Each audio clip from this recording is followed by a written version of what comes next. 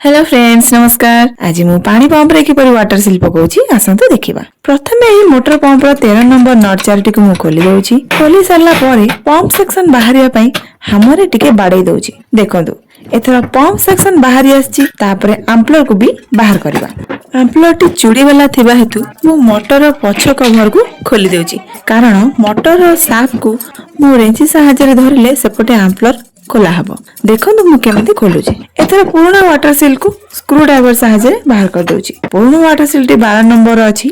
मोर video T को भलो भाबरे देखंतु। आपण भी निजे निजे सब किछि मेशिनरी जिंस सजाडी परिबे। नुवा वाटर सील सही 12 नंबर मु पकाउची। देखंतु वाटर सील टिके ग्रीस दउची। ग्रीस देबार कारण मोटर चलला बेले वाटर सील फेस दुइटा भलो रे स्लिक होई चलिबो आ वाटर सील गरम हेबनी। आपण को टिके भलो पाइबा मते आगु को नेबा को सहायता करिवो। वाटर सील रे हमको टिके फेब्रिक दबा को पड़िबो। एथरा मु एम्पलर को मोटर रे फिटिंग कर दउची आ पंप सेक्शन को फिटिंग कर देबी। फाइनली मोटर कंप्लीट हो जायछि। एथरा मु नट चार्ट को टाइट कर देउची। आपनकर बहुमूल्य समय को पछरे पकाई मो वीडियो को देखुथिबारु मो हृदय रे अशेष अशेष धन्यवाद जणाउची। आपण जति मते फॉलो करनाहंती एबे फॉलो कर दियंतु। फाइनली मोटर फिटिंग सर जायछि। जदि मो वीडियो आपन को भल लागिते लाइक करबो जमारू भूलिबेनी। रहूची जय जगन्नाथ।